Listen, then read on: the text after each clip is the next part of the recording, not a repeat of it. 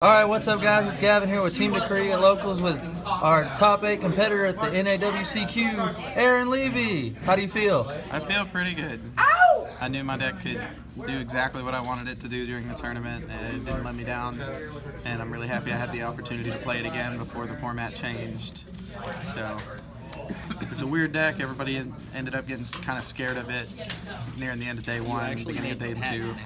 So, yeah. I feel like a lot of people got upset with it. So Pat doesn't get mad at losses. He got pissed when he lost to you. And what was your matchup like? Oh, man, killer! Woo! anyways, I enjoyed, I went X1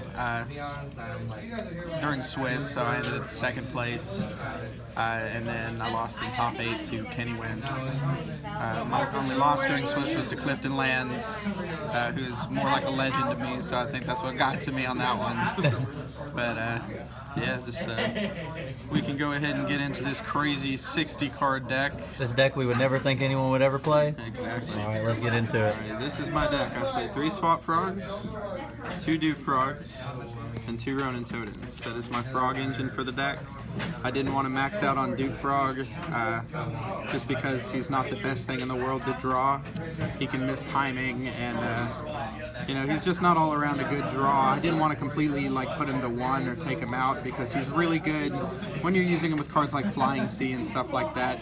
They have to attack the Duke Frog. They can't ram Flying Sea into your monsters, so it's pretty good. He's still something I want to bring out off the Totally Awesome. Okay. And then, you thought it wasn't a Zoodiac deck, but it's a Zoodiac deck. I played 2 Ratpier, 2 Whiptail, 2 other Ratpier, 1 Thoroughblade. 2 other Ratpier, what do you mean? Okay, so I put Zoodiac Ratpier on my deck twice in place of Ram. I put 2 Zoodiac Ratpier, 2 Zoodiac Whiptail, and then 2 Zoodiac Ratpier. And the judge came and got on to me for that. Thankfully I didn't get a game loss because they missed it during the deck check, but that's the story about that one. Hey, at least they didn't make you take Ram out, right? Yeah, you're right. He let me change it. Next part, I got 2 Gameciel the Sea Turtle Kaijus, 1 Kumungus the Sticky String Kaiju, and 1 Jizikaru the Star Destroying Kaiju. This is, for the most part, the Kaiju engine of my deck. It really helps going second. I don't mind having these cards in my deck going first because it's 60 cards. There's a low probability that I can draw something like this, and I like to search them with Interrupted Kaiju Slumber. After that, I play my 1-ofs, 1 Maxi. I drew this 3 times during the whole tournament. 1 Fairytale Snow. I milled this 3 times during the whole tournament. 3 games. Exactly. Each time these cards happen, most of the time it was a win. And then 1 Bujin Haruko. I play there's a really interesting combo that I like to do that I feel like is just good for this deck. I may be able to go into that sometime during this. That's it for the monsters. For the spells, I play 3 of the best spell card in the game, 3 of the best spell card in the game, 3 of the best spell card in the game, 2 of the best spell cards in the game, 1 of the best spell card in the game, and then 1 of the actual best spell cards in the game. This card, I had so many people say, please do not open this card on me. And I always told them the same thing, I'll try not to open it because I really hated to open this card because every time I did, somebody would actually get mad at me.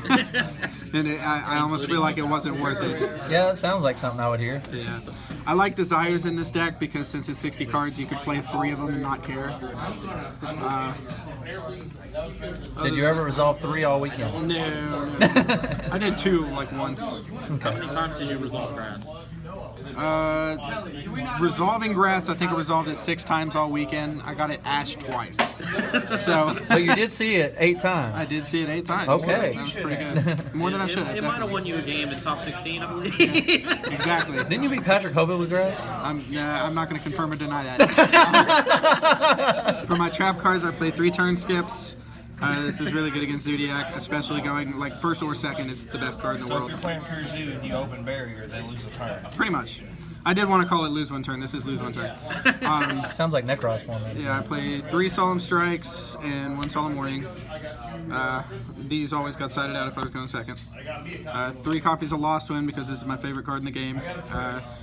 If you open it, it's pretty good. If you mill it, it's even better because it's just another card. The Solemns during time? I did. I sided it out every time during time because I wasn't trying to lose to it again. No repeats. No No repeats. Attack with Emerald. All right, and then we got into now we're getting to the part of my deck that people would actually recognize for being 60 cards. It's the Paleozoic parts. I play 3 Canada, 3 Book of Moon, 3 Karma Cut, 2 Foolish Burial, 2 Mystical Space Typhoon. I didn't play 3 of these. I want to play this one because this one's better against the Zoodiac deck than this one is. So I felt like I'd rather max out on this copy and side one out if I needed to. I played more spell removal in the side deck, so. Did you just hit the rat as soon as you saw it? Pretty much. If you hit the rat, then it's just like, what are you going to shuffle Reborn now? 2 Mirror Force. This was the best card in the world all weekend. I won a lot of games with this because nobody expected it. Shout out to, I think it was like round 8. Guy had a crazy field, and he was going to kill me, and then I just flipped the Mirror Force, and the match was over. I was wondering how that happened. I play 1 Imperial Order because it's broken. If I drew this off of my first turn combo, then it was just, the game was over. 1 Breakthrough Skill. It's still really good against, it's just kind of like Lost Wind, only like a little bit more watered down. I played 1 Compulsory Evacuation Device. I never activated this card at all this weekend. I think I may have activated it once on like someone's Borbo or something. It was good. And then 1 Zoodiac combo. I had to play this. This is what I would send if my rat got Ghost Ogred. Just have it used for later. If not, I could just mill it off of something else. So it was pretty good. That's the main deck, and it is a full 60 cards. So were there any cards you think you should have played, or were you very satisfied with the main deck after the event? I am like 100% satisfied with the main deck. I don't think there's anything I would have played differently. If anything, I would have played like a 3rd Mirror Force just because of how good it was. Okay.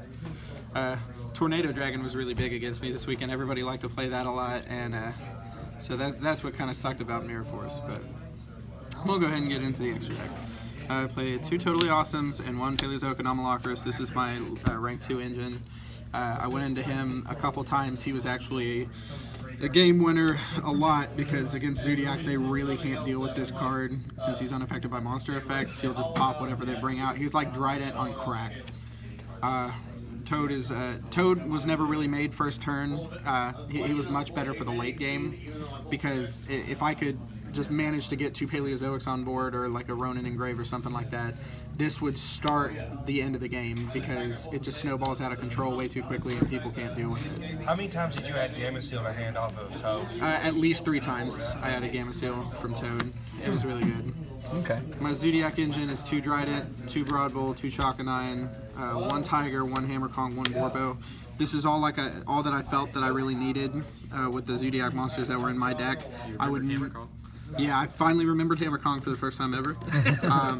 This card I would not use first turn. Everything else would be used first turn, and I would just have basically, you know, 1 of each of these for the next turn to give me kind of like an offensive play.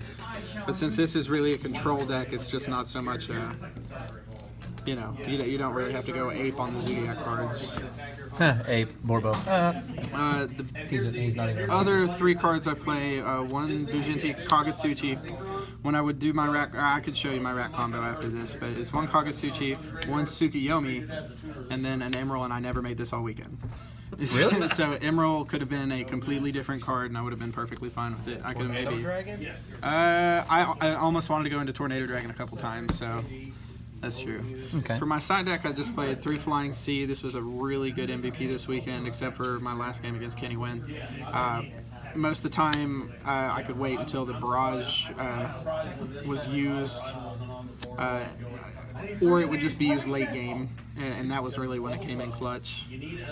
3 Ghost Ogres. I never really sided this against Zoodiac for the first few rounds, and I started siding it afterwards.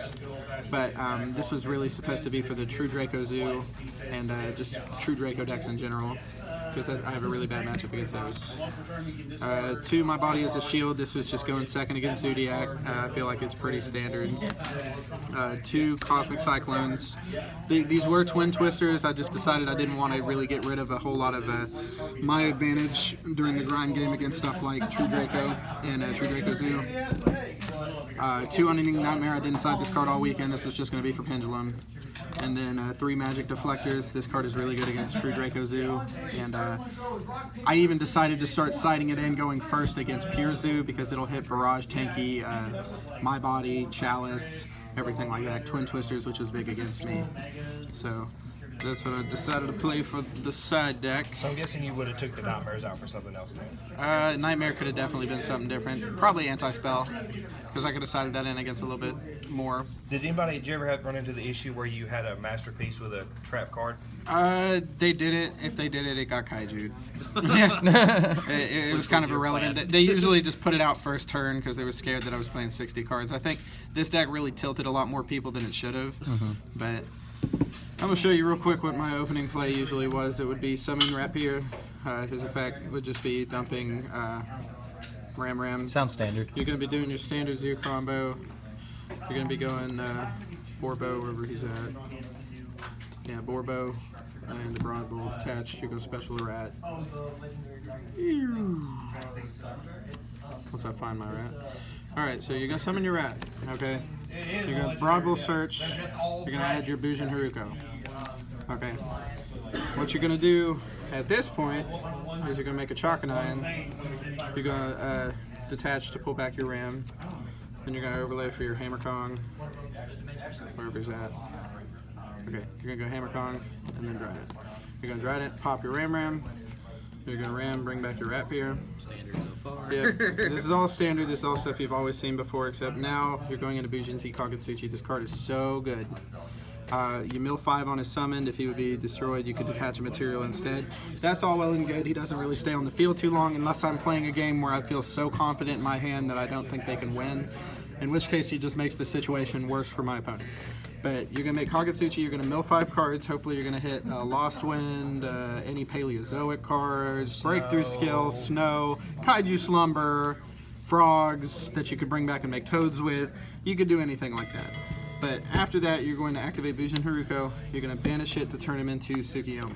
And the reason I would do this is because I want to discard the dead cards in my hand like Ronin Totem, or if I have Combo or Snow or anything like that in my hand, I could pitch it, draw 2 new trap cards, hopefully, and just ride the game out with trap cards. He's really good because he's going to have 3 materials, so if they don't deal with him, you can do it 3 turns in a row. I do want to give a shout out to the guy that enemy controllered this with both of my rats on it and didn't decide to detach a rat to summon a rat, because he definitely could have done that. Instead, he just used the discard effect, so I mean, if that's what you wanted, that's pretty cool. Some scrub, right? I got a question. Did you ever consider that the Susanoo extender for that play would have been good? No, this deck is not. Contrary to popular belief, this deck does not rely on grass or milling cards. It is a trap deck. Traps are good whether you draw them, or these. In the case of these traps, they're good when you send them to the grave. The best thing is Lost Wind. You know, if I can hit 1 Lost Wind, that gives me basically 1 extra card that I can use against you, because it's always going to stop your Dryden the next turn, unless you have a Ram on it, which some people caught onto. A lot of the thing, this deck just blindsided a bunch of people. I understand if anybody was prepared for it, then they could have, beat my ass. But I feel like this was a good meta call for the event. Zoodiac just has a really hard time dealing with trap cards, and I had some pretty miraculous victories, like a Borbo for Game and Time for Exact Game when I was top decking. So it's pretty good. But that is the deck. I do want to give shout-outs to everybody in Chattanooga, people who lent me cards, Taylor McCrary, Ben Doman, Jeremiah Cole. Shout-outs to my favorite testing people, Josiah Miller and Gavin Renish over here, your boy behind the camera. And give shout-outs to Eric, he let me borrow a few cards. Shout-outs to my beautiful fiance who supported me all weekend. And, I'm really happy with the outcome of this event. Give a shout out to my new team, the Swiss Kings. Shout out to Chester Henson for winning the NAWCQ. Other than that, everybody please don't hate me for all the grasses that happened this weekend. It's honestly not my fault. But that's about all I got. Shout out to Kaiju. Shout out to the 4th through 8th place trophy. Thanks, guys. Taylor McCurry and Gavin Rennish signing out with Team McCurry. Goodbye, Aaron. Bye.